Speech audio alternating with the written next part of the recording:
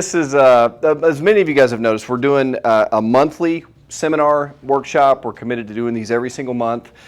And really the reason is, quite frankly, is the current system we have in place, or what we call healthcare, really doesn't deliver much health and sometimes doesn't deliver a lot of care, and really does nothing to address the root cause of why people are so sick and why we're still suffering outside of crisis and emergencies. I don't want to live in a world that doesn't have wound care for gunshots, or if I need a kidney transplant, or if I'm in a bad car wreck. We've got the best medical system on the planet, but when it comes to chronic disease and diabetes and allergies and cancer, heart disease down the line, the system does really nothing other than treat or manage the symptoms or manage the disease. So if we want to get people healthy, we have to empower them with the information and also the action steps on how to get there. So that's why we're doing these, and we're committed to doing these moving forward. So really, when it comes to health, if you're taking a holistic view of what health really is, you kind of have to look at how we're made. So human beings, we're physical beings, we know that. We have a physical body, biochemistry, reactions are happening all the time. We're emotional and mental beings, which some people are more mental and emotional than others, myself included. And then we're also spiritual beings. So we're going to be, as we go through some of these seminars, we're going to try to unpack really what true health is and all the components of that. Now, I'm not a pastor, so if you're looking for spiritual guidance, don't look to me for that. So all I can do is really share what's affected me and impacted me in my own personal life, and then hopefully that might benefit you. Same with emotional and mental. I'm not a psychologist, but I can share some things and tools that have worked for me. And then with physical health, we've been doing that for a long time with lots of patients, so there's a lot of things we can impart, some game plan, action steps in that realm too. Now, when we look at health, you kind of have to envision your health is on a 1 to 10 scale. So at the top, a 10 would be ideal, optimal, near perfect health. And then what would 1 be? Yeah, 0 would be dead. So not you, Mary. 1 would be kind of death's doorstep. So then I want to ask you a question. Where are you on that 1 to 10 scale when it comes to your health? And you don't have to answer that, but if you kind of think like, where am I at on a 1 to 10 scale? Because a lot of times we'll see people that, like, we have the spiritual guru, church lady, people that we know that are very spiritually involved, or they know all the scriptures, they seem to be just killing it in that department, but their body's a mess. Their physical body's in bad shape. Or we know a lot of people that are in really good physical shape. Like 15 years ago, I was in really good physical shape, low body fat, could still dunk a basketball, good cholesterol, good blood pressure, but spiritually I was a train wreck, and emotionally and mentally I was probably about a third grader. Now, was I healthy just because I had good cholesterol and good blood pressure and low body fat? And the answer is no, because I wasn't addressing all those other factors. So we all have to take a well-rounded approach when it comes to that, and physical, emotional, and spiritual rounds that off. Now, we'll come back to this in just a second. So I want to start with, I want to tell you a story, and this is a story about you. It's really a story about all of us, and it goes back to mom and dad. So when we go back to that romantic night when your mom and dad held that intimate embrace and sperm and egg came together. I know it's a weird visual, but it actually did happen. But when that happens, sperm and egg comes together and it creates one cell. And then that cell divides and becomes 2, and then 4, and then 8, and 16, and 32. And it forms the first organ in the body. Do you guys know what the first organ to form in the body is? It's heart. A lot of people say heart. That's common. But it's actually the brain. And we're going to come back to that in just a second. But there's something miraculous that happens at the moment of conception, and it's a thing called the zinc spark. Has anyone heard of the zinc spark? So they've actually measured this under an electron microscope where they can actually see the very moment when sperm and egg come together. Whoops. Wrong picture. Oh dear. So it's basically, so you'll notice that's the egg. You can't see the sperm. It's kind of on the back end of that. But at the moment of fertilization, there's an explosion of light that happens literally at the very second of conception. I would say light, God, power, but all the power, everything that created who you are today was visible in that very moment where that spark came together. And then, like we said, that one cell becomes 2 and then 4 and then keeps subdividing until it actually becomes the brain. So in utero, your brain is the first organ to actually form. And then your brain grows a tail, which we call the spinal cord. And then off that tail, you grow nerves, which actually branch off and then eventually grow all of your organs. So it's your brain, spinal cord, nerves branch off, and then you grow your heart and your kidney and liver and spleen and thyroid and all of your other organs. It's kind of like the tree trunk, the branches, and all the fruit. Now, even in utero, your body is self-healing, it's self-maintaining, it's self-regulating. Your body's healing and repairing itself literally in the womb. Your brain is sending messages at about 350 miles an hour down your spinal cord, out those nerves into all of your organs, telling everything how to function. So your spine, your body knows, or God's wisdom gave us the ability to build protection around the structures that are the most important. So your brain is the most important, so it's fully encased in bone. Your spinal column is fully encasing your spinal cord to keep it protected. And when you're in the womb, most people don't realize this, your spine is shaped kind of like the letter C. So the baby's kind of hunched forward and almost like a C shape. And then when we're born, baby comes out. Now you learn to lay on your stomach and do tummy time, and then you learn to push up and crawl and then eventually walk. And that's how we develop those healthy curves in the spine. And then over time, what will happen is we experience a thing called trauma. And trauma has 2 different flavors. You have your big T trauma, which is like car accidents and falls and sports injuries, or playing football, or slipping and falling on the ice, or having a car wreck, or playing rugby, or just impact injuries. And then you have your small T traumas, which are things like poor posture, spending too much time on the phone or on the computer, or even staring at a laptop, or sleeping on your stomach, or wearing a heavy purse, high heels, bad mattress, fill in the blank. So all of us have that condition where it damages or injures part of the spine and it shifts it out of position. Now when that happens, 2 things happen. Number 1 is it deranges that joint itself. So when that spinal vertebra moves out of position, it starts to irritate or put pressure or compromise the nerve, but the joint itself starts to break down, because joints that don't move properly begin to deteriorate, and we call that subluxation. So then over time, we'll lose those healthy curves. They start to go straight, and then we start to see the discs begin to collapse, and then eventually the body starts treating that like a broken bone to create more stability. And the medical term for that would be arthritis. Actually, arthritis just means swelling of a joint, but in the terms that most people hear it, it means degeneration of the spine, or of the like if my left knee's out of alignment but my right knee's in perfect alignment, which one develops arthritis first? The one that's out of alignment. So things that aren't moving properly, your body treats like a broken bone to try to mend and repair. The other thing that happens is it starts putting pressure on the nerve, and it takes about the weight of a dime. If you've ever held a dime in your hand, that much pressure on the nerve causes about 60% loss of function to whatever the nerve is controlling. So the nerves in your neck are going to the eyes, ears, nose, and throat. The thyroid, a little bit lower, they go to the heart and to the lungs. Middle part of the back is controlling the digestive organs. Further down, it goes to the reproductive organs, colon, bladder, things like that. So if you have the pressure of a dime, literally nothing at all, it can interfere with that line of communication. So with chiropractic, it's not really about stiff necks and sore backs, although that we see a lot of that, and that's the reason people come in. It's about keeping your nervous system healthy, balanced, and functioning properly so your body can heal and repair the way it's designed. So I want to kind of brush through that first before we move on. Now when it comes to kind of how things have changed in the last 60 years, I mean, you notice a picture from the beach in the 60s, and now we have one, from a couple of years ago. And you can look at pictures of people at the mall. I mean, you guys know growing up, we just did not see the rates of everything that we see today. And that's lifestyle driven. Don't let anybody tell you for a second it's coming from bad genetics, because our genetics haven't changed in the last 10,000 years, but yet rates of obesity and diabetes and cancer and metabolic dysfunction have just literally skyrocketed. And when you look at some of the data, this is a 20-year study that was done over 55,000 patients, or U.S. adults.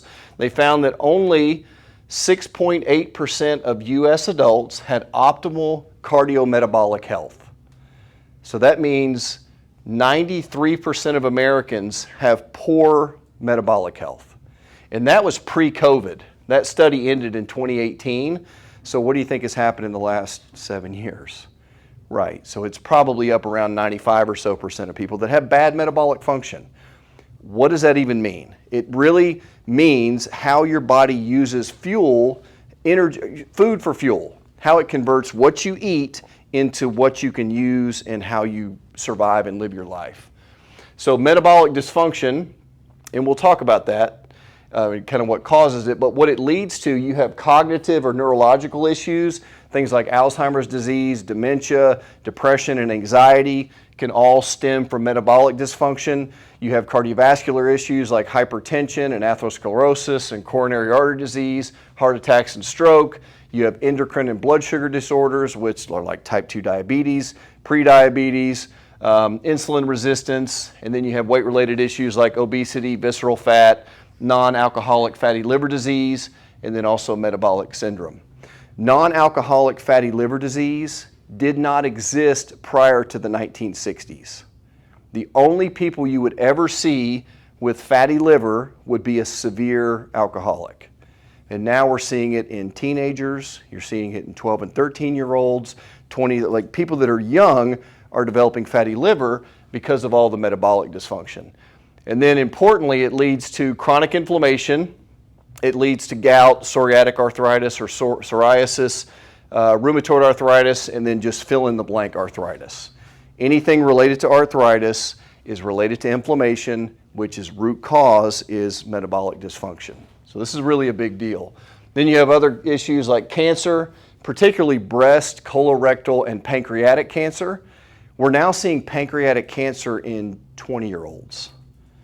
And a lot of people think that's from the COVID vaccine. I would happen to probably agree with that, but we're seeing sicker and sicker ovarian cancer in people in their 20s and 30s, which used to be for older ladies, and now you're seeing colorectal cancer in teenagers. So every one of those diseases, not only are we getting sicker, but it's happening at younger and younger ages. Sleep issues like sleep apnea and insomnia, infertility, hormonal imbalances, kidney disease, and fatigue. Now, do you guys know what your master hormone is? There's one hormone in the body that has a direct effect on every other hormone in the body. That's a good guess. It's a good guess. It's insulin. Insulin is considered your master hormone because if your insulin is off or dysregulated, then all of your other downstream hormones like adrenals and your thyroid hormones and your testosterone, estrogen, progesterone, they all become out of whack because ultimately insulin is out of whack. And we'll talk about how to fix that. So part of the reason is really our poisonous food supply. Most of you realize the food we eat is poison. We don't eat the same food in other countries as we do in this country.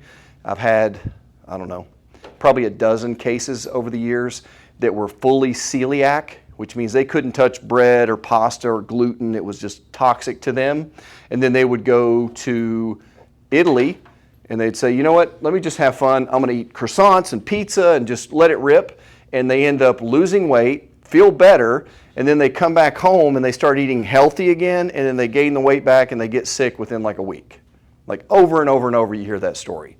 Because the grain that we use here is different than they use in other countries. Remember the song Amber Waves of Grain? Don't make me sing that, please. Now we use that 18-inch hybridized, high-yield dwarf crop that's sprayed with glyphosate, and that's about 96% of our entire wheat crop is genetically modified and treated that way. About 94% or so of our soy crop is the same way, about 88% of our corn crop. So it's really daunting, like how do we stay healthy when all the food around us is so bad? And then you remember the food pyramid? That was a joke. You could turn the pyramid upside down and you would be much healthier. And then you had the food plate. That was the next one.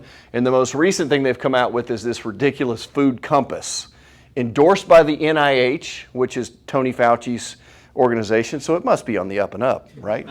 So they have things, the green, yellow, and red. So in the green are foods that are to be encouraged The yellow is foods that should be moderated, and the red are foods that you need to minimize. And you notice the bad foods, quote unquote, are things like ground beef, whole eggs fried in butter, boiled or poached eggs. Those are like, you need to be careful with those.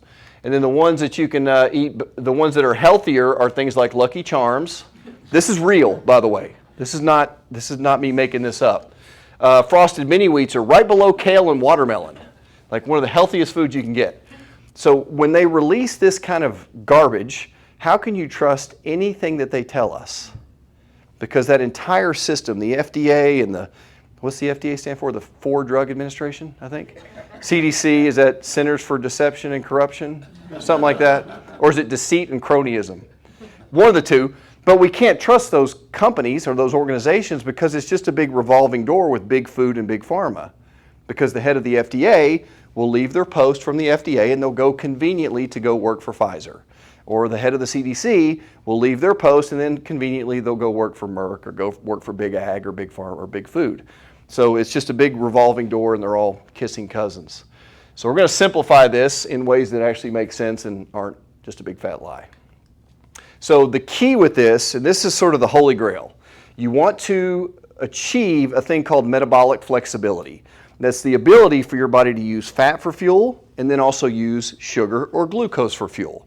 So you want to be able to switch back and forth based on energy demands and based on what food is in the system. You want your body to be flexible enough to use either fuel source for energy. So most people, sadly, are basically pure sugar burners, which means they run almost exclusively on carbohydrates, and their body has a very limited capacity to even ever use fat for fuel. They're basically just pure sugar burners. And a sugar burner is someone who gets hungry and hangry when they haven't eaten often enough. We all know those people. They get a lot of like swings in mood and swings in energy level. They need a nap at 2 o'clock. They tend to raid the pantry after dinner, like they're just always looking for some sort of starchy carbohydrate. If they go 6 hours without eating, it's like the world is coming to an end. Those are your sugar burners. And then your fat burners, or your metabolically flexible people, can go a full day without eating. They can wake up and not have to have breakfast. They don't have to have snacks. They don't crave carbs as much.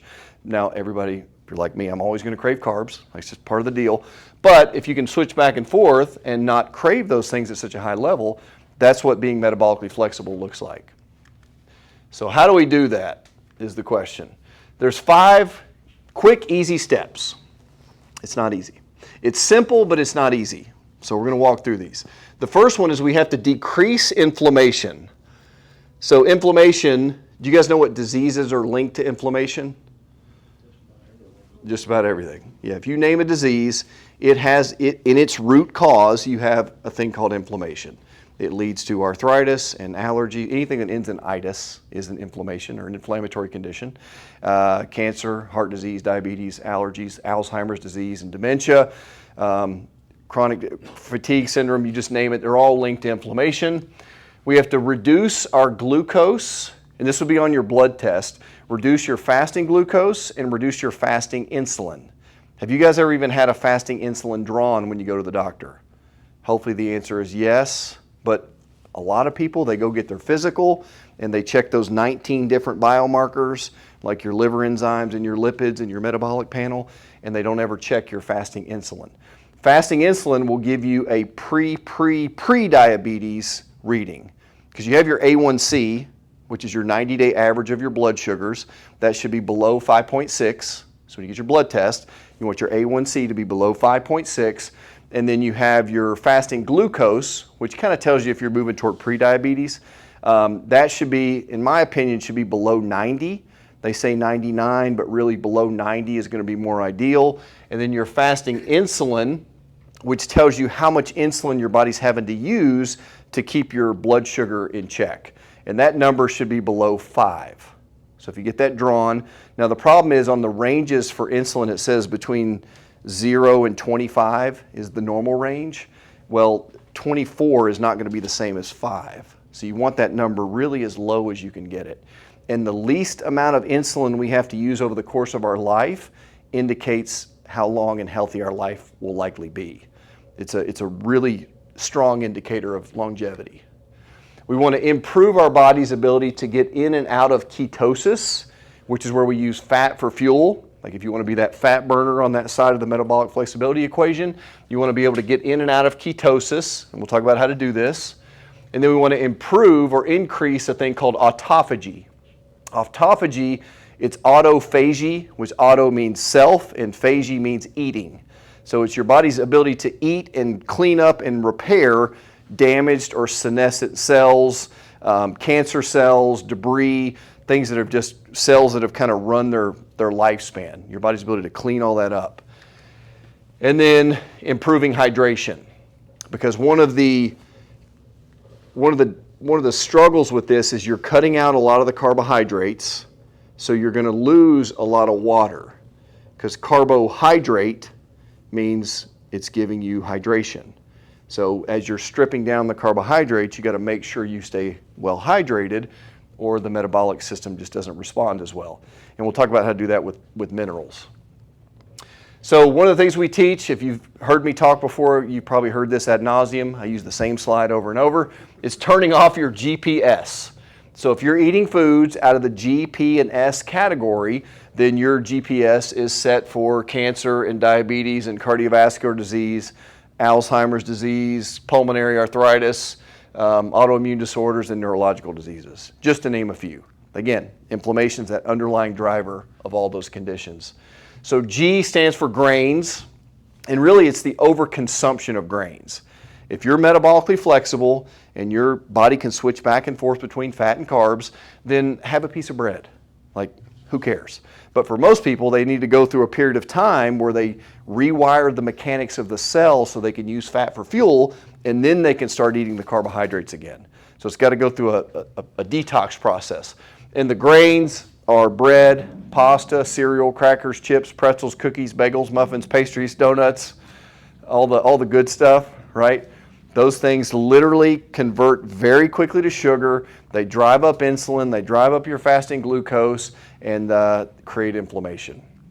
You guys heard of the glycemic index? Some people have heard of that. It's how quickly something raises your blood sugar. So which one do you think is higher on the glycemic index? A piece of whole wheat bread or a Snickers bar? Bread. Yeah, the bread's actually a little higher than the Snickers bar. And this is the whole wheat bread. This is the quote-unquote healthy bread. Healthy bread turns to sugar faster than a Snickers bar turns to sugar. Now, you did not hear me say that I'm advocating eating Snickers bars, so that's not the take-home message. But those foods, we got to be watchful. And then the other part of the glycemic index is comparing table sugar to white bread. Which one do you think turns to sugar faster, table sugar or white bread? White bread. You can look that up. So table sugar is sucrose, which is glucose and fructose mixed together, but bread is so much higher. So then we wake up in the morning and we eat a biscuit, or we have our bowl of cereal, or we do some toast. And then for lunch we do, a sandwich with chips, and then for dinner we do a big bowl of pasta. So we're pummeling our bodies constantly with this overconsumption of carbs, which are likely to be sprayed with glyphosate and GMO and hybridized and all the other things that go with it. But for a lot of people, a sandwich with chips is not really a bad lunch. And Cheerios is the heart-healthy breakfast cereal, right? But it's just completely the opposite of what we've been told. So it's minimizing our exposure to grains. The P is the processed food and processed seed oils. Most people know that processed food is not good for them. I always say this, if you get your dinner from a bag that's handed to you through a window, that's probably not a good dinner. 9 times out of 10, it's not going to be an ideal dinner. And then the processed seed oils. About 78% of the American diet, if you're including kids, is purely ultra-processed food. Stuff that we would never give to our dogs, we eat every day and give to our children. And I hear it all the time. No, Timmy, don't give that soda and chips to the dog. That'll make him sick. That soda and chip that's for you and your friends, right? We feed our dogs better than we feed our children, largely.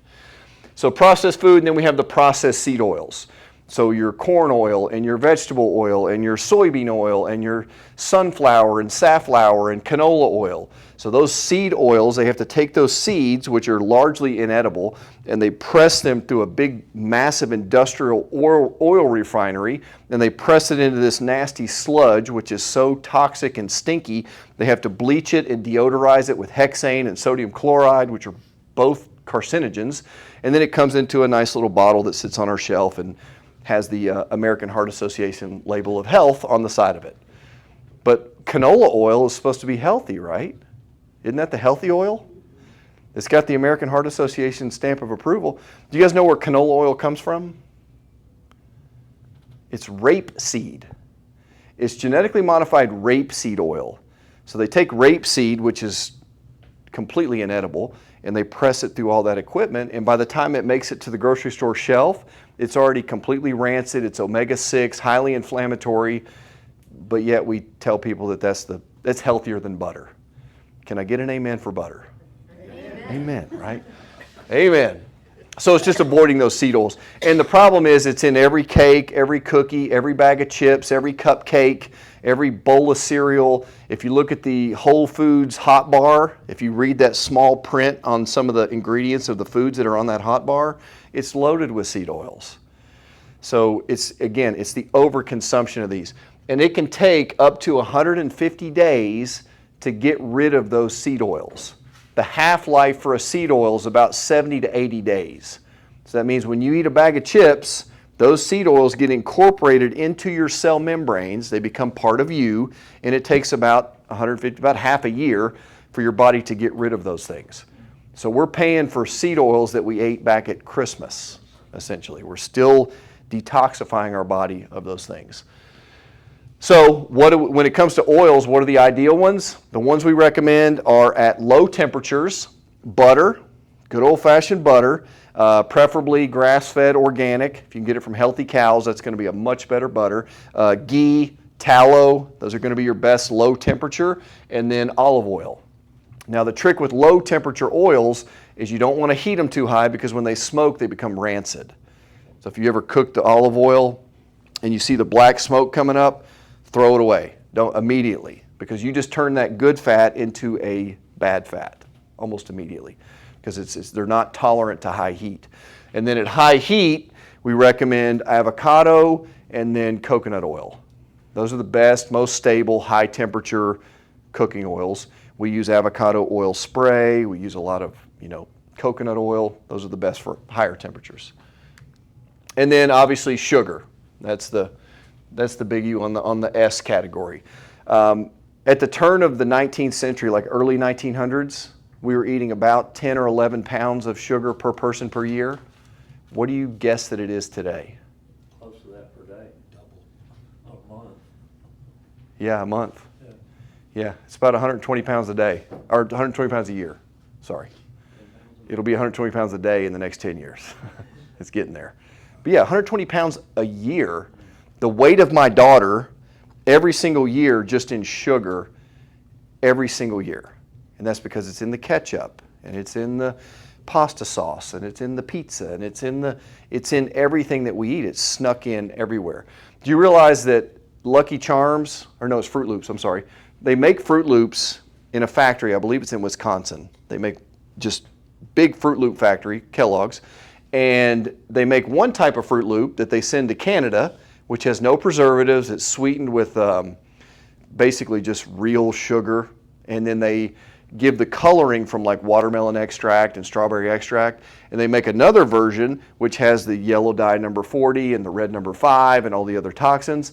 They make them in the same plant, but they ship one to Europe and Canada and Mexico, and they ship the other version to the US. So they can do this, they can easily switch that overnight, but they say, Americans like it to be crispier, and they like it to be brighter, and they like it to be whatever. So hopefully waking up to this helps change a lot of that. So it's turning off or minimizing our GPS. And then another key component to fixing the metabolic syndrome or metabolic system is we have to go through a period of intermittent fasting. Has anyone ever done intermittent fasting? Yep, I call it privileged starvation, right? That's a bad joke. So you're basically eating in a shortened window throughout the day. Now, this does not apply to teenagers and to pregnant women or to people that are elderly that have a lot of low muscle mass. Like there's categories of active cancer, like you don't want to do this necessarily in those types. Actually, with active cancer, it can actually be very helpful. But by and large, for most of us, intermittent fasting is one of the key tools that we can use to fix the metabolic system. So when you do that, I try to schedule my eating window in about a 6 hour window. So I'll eat my breakfast, quote unquote, at 1 o'clock in the afternoon, and then I'll eat my dinner around 7 o'clock, maybe 8, kind of somewhere in that range. So I've got about a 6 to 7 hour eating window, and then about a 18-hour fasting window, essentially. Because when you eat that last meal of the day, when you eat your dinner, everything you're going to eat is going to fill up the liver first, goes to the muscle, goes to the liver, then goes to the bloodstream, and then whatever your body can't use at the time, then it gets deposited into your fat cells. So we basically eat enough calories at dinner to run the Boston Marathon, and then we go to sleep. Like that's generally how we do. And then in the morning, it takes about 10 or so hours after your last meal for your body to start mobilizing fat, because it has to use up the liver and the muscle sugar first, and then it starts tapping into fat reserves. So it takes about 10 or 12 hours to get into that, and then those last 4 to 6 hours is where you're actually really kicking in the autophagy, which is your body's cleaning up those cancer cells and debris, and it's also using fat for fuel. But the problem is we eat our dinner, and then we get up at 8 o'clock in the morning, and we start eating again, and then we eat lunch, or we skip lunch and go to dinner. So we never really have a significant fasting window, enough for your body to use fat for fuel and to heal the mitochondria. Some of the benefits, it reduces insulin, IGF-1 and leptin. Leptin is the hormone that tells your body to burn fat. So as you're fixing insulin, you're automatically going to start fixing leptin. The problem is we consume so many starchy carbohydrates that your body's leptin is the hormone that says burn fat, burn fat, burn fat. But we eat so many starchy carbs that now it's like burn fat, burn fat. Like we can't hear the signal because we've overloaded those receptors. Increases ketones, adiponectin, and ghrelin, which is your satiety hormone. It kind of tells you to stop eating or to take a break. Increases insulin sensitivity, ketone body production, which is your fat for fuel. And by the way, too, your body prefers using fat for fuel. Like I'll tell you, like when I eat my lunch at 1 o'clock, it's not really, or my breakfast at 1, it's not really because I'm all that hungry. It's just because it's like time to eat. So I've been working all morning. I worked out that morning. So by the time I get to lunch, like I'm kind of running on jet fuel. So ketones or fat is like comparing jet fuel to diesel, which is sugar. So it's a much cleaner burning fuel. It's much more efficient. It provides energy at a much higher rate. Intestines, we reduce energy uptake, reduces inflammation, reduces cellular proliferation. You might know what that sounds like? It's cancer. Cancer is the overproliferation of cells in a given area. So if we can reduce that cellular proliferation, we're reducing our risk and rates of cancer. Improve cognitive function, increase neurotropic factors, increase stress resistance, and reducing inflammation. You see that reducing inflammation pretty much all throughout every body system of your body. So that's one of the main benefits is really bringing down those levels of inflammation to a tolerable amount. Lipolysis, which is using fat for fuel, reducing leptin, increased adiponectin, again, inflammation. So just system-wide, body-wide, reducing inflammation through intermittent fasting is ideally the way to go. Now, for most people, they have to start with like a 10-hour window, eating window, and then they go to a 9-hour eating window, and then go to 8 and 7, 6. They kind of have to scale themselves down a bit, but start where you're at and just gradually keep improving. So again, those 5 steps: decrease inflammation, decrease glucose and insulin, and increasing ketosis, autophagy, and then hydration, like we said, with minerals. Now you can do that on your own. That's totally doable without any kind of program or any kind of assistance. But I think if we're honest, most of us, if we're going to rewire the cell and we're going to stay disciplined for a period of time, we need some sort of structure. We need some sort of, okay, tell me what to eat. Tell me when to eat. Tell me what to do. And if you're looking for something like that, come on up, Jess. By the way, too, the solution to this is just eat real food. Like we told you what not to eat. Just start eating real food like meat, veggies, and fruit. Like God food. the way it's found on planet Earth, the way God designed us to eat it, a little bit of nuts and seeds, but really just real food. We have a program. It's a 6-week metabolic reset. So if you need some structure, you need some accountability, somebody to kind of help walk you through that, we do this 6-week metabolic reset program. Do you want to explain it? Yeah. You want me to? Yeah. Okay. This is Coach Jessica, by the way. So Yes. we've Nice. brought her on, what, about 8 months? Maybe it's November. Yeah. Yeah, something like that. Something Yeah. I can't count. So she runs this program. She's phenomenal. She was doing it at another place before we stole her away from it. So she's very well versed in this. So I'll let her explain. Yeah, so I'm taken really good care of here. I love Dr. Ben and his heart as a teacher and a servant. So it's a pleasure to work here, but I love this program. I love to see people's lives transformed. It's a very structured program. There are rules, but I'm here to coach you through that and walk you through it. So you're gonna do an elimination diet, an anti-inflammatory diet, all at the same time. You're gonna take some supplements. You're gonna have some help from a special proprietary blend of drops that are all natural. So we do things naturally here. You know that. You're here because of that, probably. The amount of weight you can lose in 6 to 8 weeks, really 6 weeks, and then you have a 4 weeks maintenance. The average woman loses 23, 25 pounds. Man loses about a little more, 25 and on up. So it's truly transformational. It sets you on a path of healthy eating, of knowing what and when and how to eat. He's explained a little bit about intermittent fasting. That's a tool we use. But you also will be eating an anti-inflammatory diet and an elimination diet at the same time and supplementing really well. Coming in for coaching once a week, meeting with me, and we'll go through a 28-point body scale composition breakdown, looking at your body fat, your body water, your minerals, and seeing how you're progressing. But if you would like to know more about that, I'm available for a consultation. It's free. It just takes about 20 minutes, and we can sit down and walk through what that would look like for you and figure out a time to start and how you can fit that in your schedules. Yeah, and you're including the body scan too, right? Mm-hmm. Okay, Yes. great. Yes. Yep, so we've got a scale that kind of measures, like you said, body fat, water, minerals, Yes. lean tissue. Right. So it gives you kind of a baseline of exactly where you're at. Sometimes a sobering baseline. That's right. And the reason, thank you, Jessica, I appreciate that. Absolutely. Right. And the reason it works is because it accomplishes all 5 of those goals. So that program, the reason it has an effect is because it reduces inflammation, glucose, increases autophagy and ketosis, and helps keep you hydrated. So it works. I think, what did Paula was the winner of the contest? Yeah, so Paula has been our most kind of recent superstar. We need another superstar. She's up to 47? 47. But no, I'm sorry. 40 pounds. It was 41 pounds. 41 pounds. Yeah, I total. think she lost 37 in the first 37 6 in the program, weeks. And she's continuing to lose because she's now a fat burner. Right. So she's shifted that metabolic switch, turned that on. So even though she's maintained, she's gone out of maintenance and she's strengthened over the program, her body's still losing, and she's starting to add movement in. Right. So And the program does not include exercise.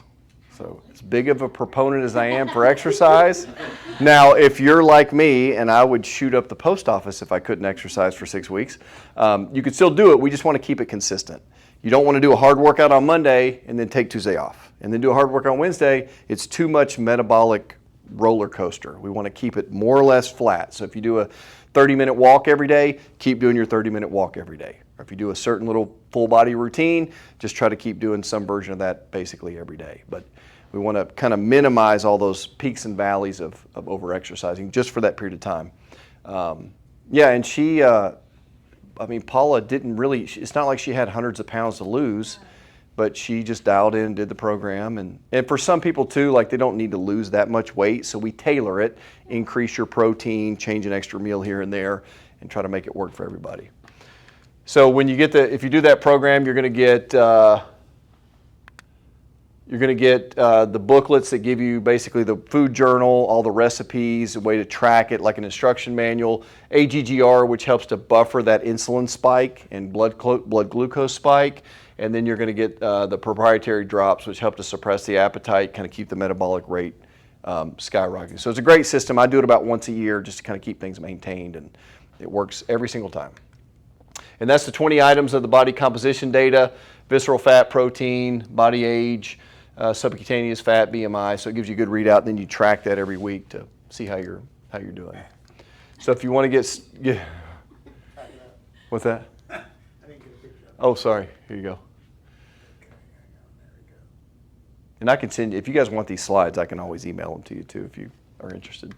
So yeah, sign up with Jess and do the 20-point exam and then just get healthy. That's the way to do it. And then we do a 20-pound guarantee. So if you have 20 pounds to lose, we guarantee you'll lose that 20, or you do the next round of it for free. So that's kind of how that works. So let's get into supplements a little bit here. But again, like the nuts and bolts is just moving toward real food. Real food, real food, real food. So protein, and your protein is, beef, chicken, lamb, turkey, eggs, fish, just real food, preferably from organic, free range, ethically sourced, the healthier. Because when you're talking about animal products, the health of the animal makes all the difference.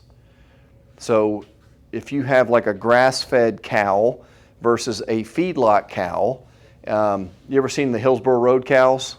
Driving down Hillsborough Road, you see those happy, healthy cows are out there with their kids running around in the sunshine eating grass, right? And then you have the feedlot cattle, which stand in a pen or in a covered shed on a concrete slab, and they're eating grain all day, corn and soy, basically.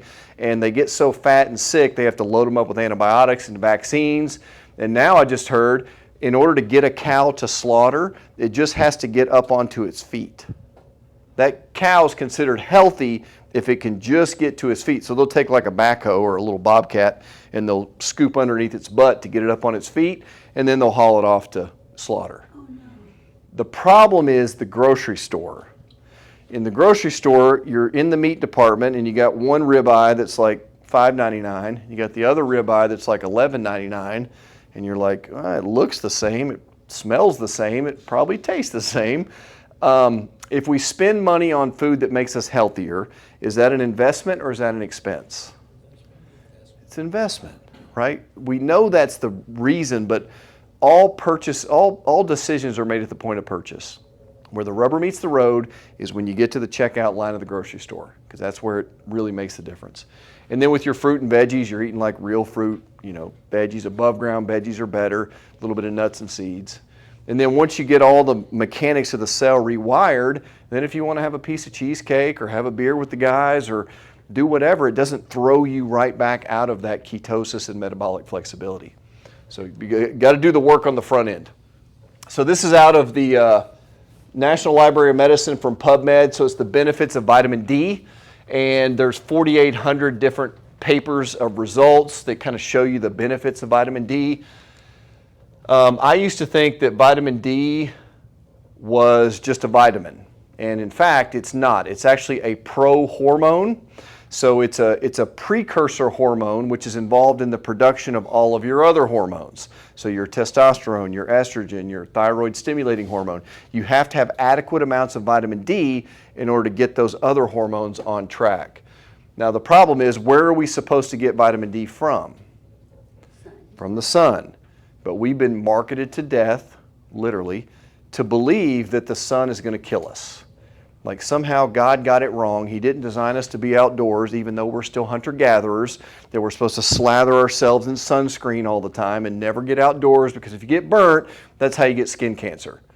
Did you realize the rates of skin cancer are higher in Seattle than the national average?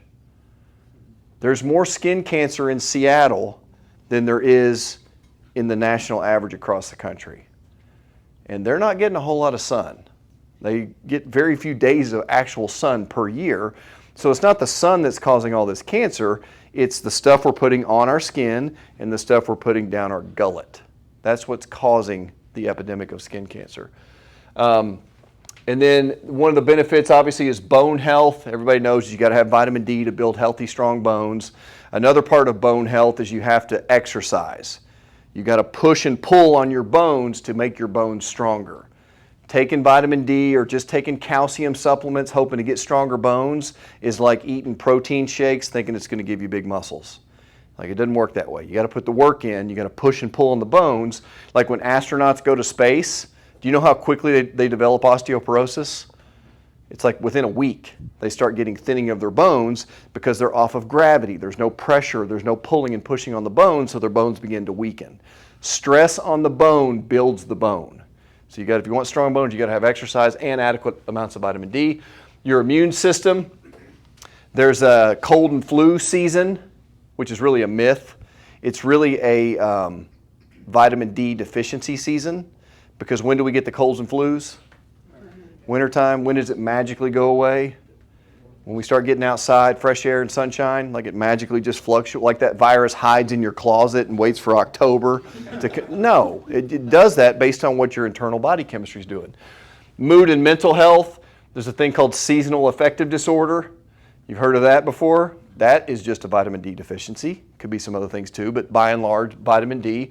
Muscle function, cardiovascular health, anti-inflammatory effects, glucose metabolism. We know there's a huge association with type 2 diabetes and vitamin D deficiency, and then cancer prevention. And skin cancer would be one of those. So you have to have adequate amounts of vitamin D in order to be healthy. So how much do we need to take? So this is a percentage reduction of disease based on your vitamin D level. So at the top, you have like your blood level of vitamin D going from 6 up to 68. And then the diseases on the left are how high your vitamin D has to be in order to prevent those diseases. So if your vitamin D, if you look at the top line of cancers, all cancers combined, we could reduce those by 77% if we got everybody's vitamin D to 38. That would be so simple to do. It would cost pennies. We could probably pull that off in about 30 days across the entire country and drop rates of all cancers combined by about 77%. You could cut breast cancer alone by 83% if you got everybody's vitamin D level up to about 52. Do you guys know what the guidelines are for vitamin D? Like what the healthy range is? It's between 30 and 100. So as long as you're above 30, they tell you that you're fine. Well, 30 is actually the cutoff for rickets. Like you see, if you get below 30, the only disease you're really preventing, the one at the bottom, is rickets. That means your vitamin D level is so low that you're getting a bone softening disease, and we don't see many people walking around with rickets, right? I've never seen anyone with rickets. So ovarian cancer, colon cancer, type 1 diabetes, you can reduce by 66% if you get the vitamin D level up to 54. Fractures, falls, multiple sclerosis, you can cut in half by getting up to 56. Heart attacks in men down 30%. Kidney cancer. So this is really related to every disease, condition, body system. It's crucial. But now we need about 20 minutes of sunshine every day in our bathing suit with no sunscreen. Every day. That's what we need ideally. But the problem is we get the left arm out the window while we're driving to work, or we might stand outside on our lunch break for 10 minutes in all of our clothes, just getting our face and arms exposed. Trunk exposure is what raises vitamin D levels. And the darker your skin is, the more vitamin D or the more sunshine you need to raise your vitamin D. So the ideal range is above 70. I like everybody's vitamin D to be on this side of the chart, ideally. And the only way to test that is you have to get a blood test. We can do that here if you need it. But you get your blood test, and that tells you where your vitamin D level is. And then we recommend a supplementation program for about 90 days. Test it again to see how well you're absorbing it and what it's doing to your levels. 90 days later, you test it again. So you probably usually you need about 4 tests over the course of a couple years to really get an idea of how much you need to take moving forward. So I take about 10,000 units between October and right about now. I'm probably going to stop here at about the beginning of June. Between October and June, I'll take about 10,000 international units per day of vitamin D. And then between June and September, I'm outside as much as I can, take the shirt off if I am to keep the neighbors from looking. But yeah, just try to get as much sun exposure as I can. Now, we don't advocate you getting burnt. It's not a good idea. You don't want to get burnt, but you want to get a daily dose of sun every single day. Fish oil or omega-3 fish oils, when you look at the research on that, there's about 4,000 papers about the benefits of omega-3 fish oils. And then you have cognitive and mental health benefits, improves your brain function, mood enhancement, mental disorders, or mental health in general, reduce risk of mental disorders from happening. Heart health, it's been shown to lower your blood pressure, improve your HDL, or your high density lipoprotein, reduced risk of heart disease in general. Physical health benefits, it reduces inflammation, improves joint health, muscle recovery, supports healthy skin, healthy aging, brain and eye health, and then weight management and liver health. So we get, do you guys know where we get omega-3s from, largely? Fish, oily fish. So herring. Salmon, trout. Salmon gives you some, yep, trout. Herring, mackerel, and sardines are the best. Ugh. Yeah. Yeah. My dad used to eat, he used to get those cans of sardines. He'd like roll the tin. He'd get his half gallon of buttermilk. I'll never forget this, in the carton. He would drink his buttermilk and eat his sardines. So his omega-3s are fantastic, I'm sure. But that's utterly disgusting. And the problem with most fish is it's loaded with PCBs, it's loaded with mercury. Like, it's really hard to get non-toxic fish nowadays, unless you get the fresh fish in Nashville. I always love that one. See, like, fresh fish. How? How are you getting fresh fish here? Like, I know where we live. Like, the ocean is not nearby. Seafood. Yeah, that's right. So yeah, your oily fish, you get a little bit from like walnuts and nuts and seeds and grass-fed beef and things like that as well. But for most people, to get their ratios on track, you need to supplement. That's just, unless you're an Eskimo and you live and eat oily fish all the time, you're going to have to get those omega-3s from somewhere, and that's the ones that we supplement with. And I'm not a huge fan of supplements. I take 4 or 5 things to kind of, because a supplement should be a supplement. It's not a replacement for. It should be a supplement, kind of fill in the gaps. And do you guys know what the most important nutrient to your body is? Yeah, the one you need. The one you need. The one you're lacking. So the one thing that you need that you're not getting enough of is the one that's the most important to your physiology. Because these things are called essential. They're essential fatty acids. Vitamin D is an essential nutrient, an essential vitamin. It's essential for 2 reasons. Number one is your body can't make it on its own, so you have to get it from an outside or an external source. It's also essential because you have to have it to have normal function, right? So it's essential. So that's the omega-3s. And by the way, too, our omega-3 to omega-6 ratio, and we can test this if you want to look at this, but should be about 1-to-1 or 1-to-2. So if you got 1 omega-3, you should have 1-to-2 omega-6s. The problem is most Americans are about 25-to-1. Omega-6s, which are like from your seed oils and your cakes and cookies and breads and pastas, about 25-to-1 omega-3s. Now we know schizophrenics are usually about 50-to-1 in their omega-3 to omega-6 ratio. So the further out of balance you get of that ratio, the more you start seeing diseases and conditions related to those systems. So get that as close to 1-to-1 as we can. Creatine.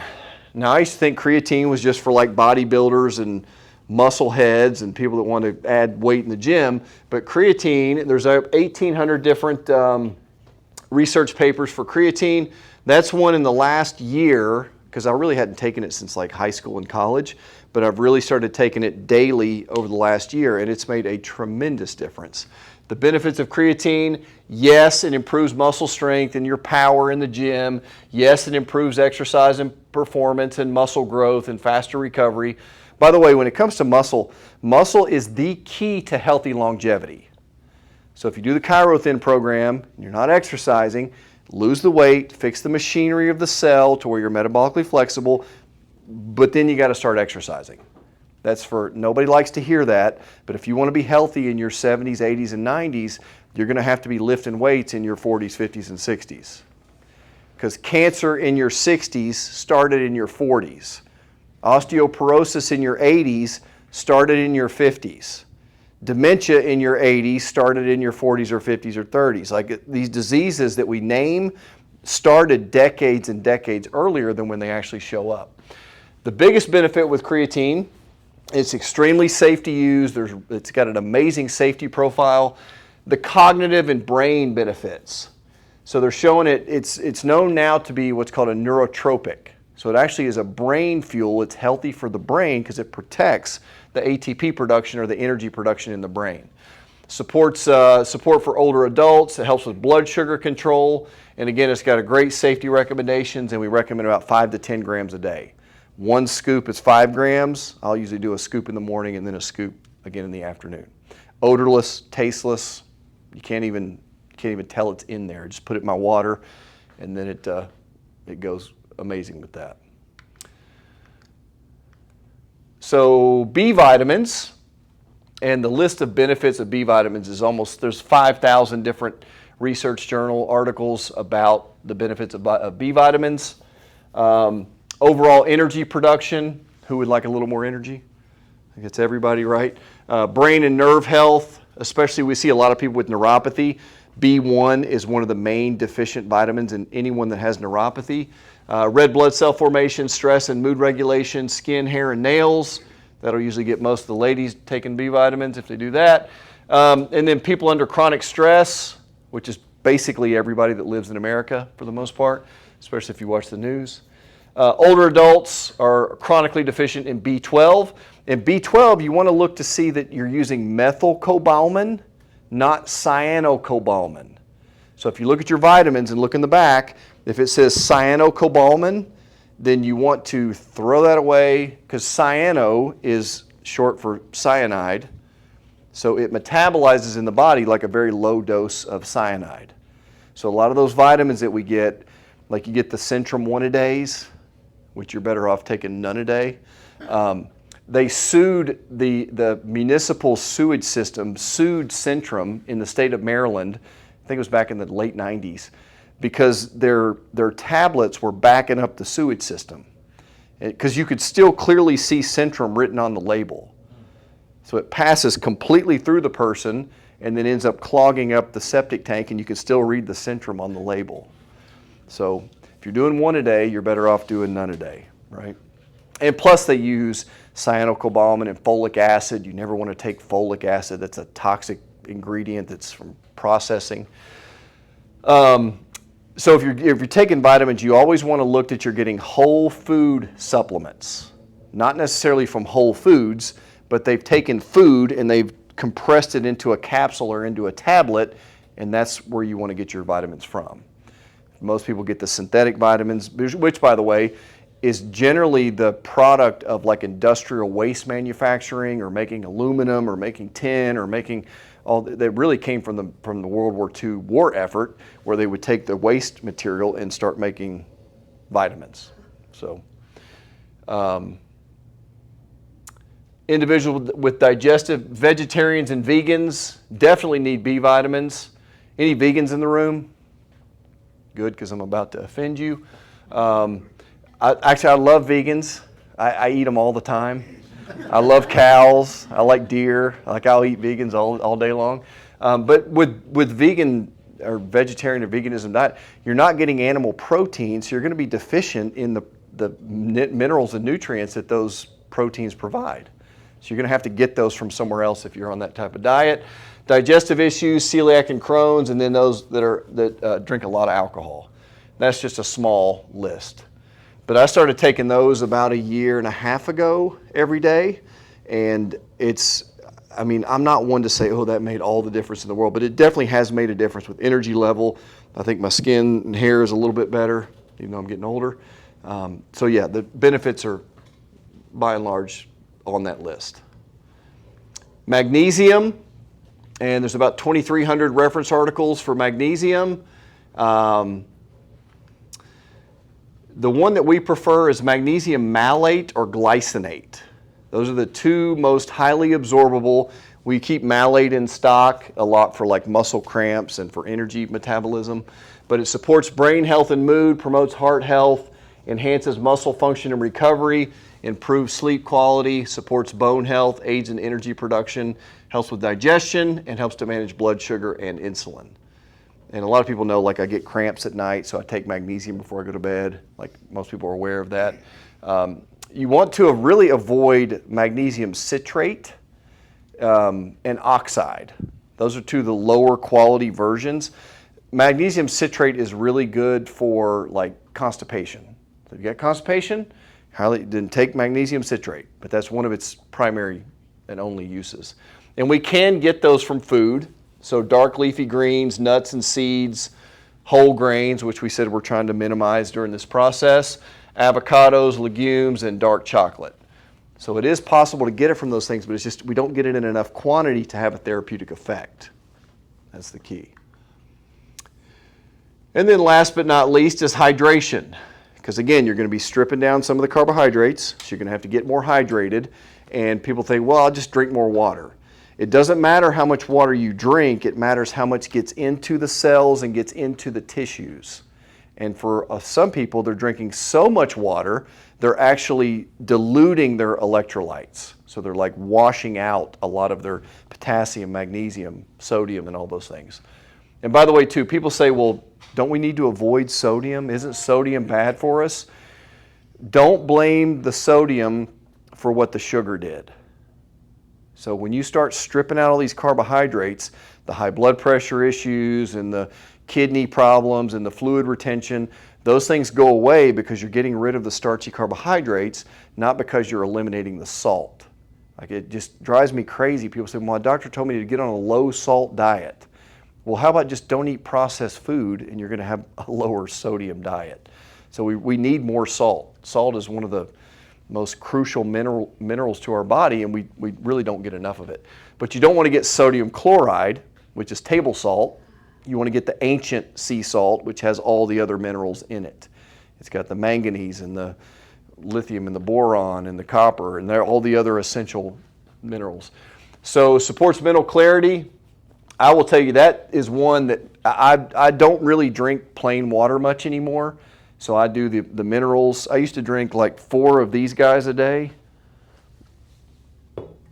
I would drink about 4 of those days, 4 a day of water, and I would still kind of feel like I was a little bit thirsty at the end of the day. Now I do 2 of these with a scoop for each time I fill it up, and I feel more hydrated. I have better energy, and I don't have to drink as much water. So it's made, and it tastes better too. So brain fog, fatigue, those afternoon slumps, dizziness or lightheadedness, helps you during workouts or recovering from hot weather. When you're doing the intermittent fasting, like we said, it's important to stay hydrated. Illness and recovery. And then if you're doing like a ketogenic type diet, people will get that keto flu. That's just a lack of minerals. You're getting no salt in the body, so you're getting that achy and flu-like type symptoms.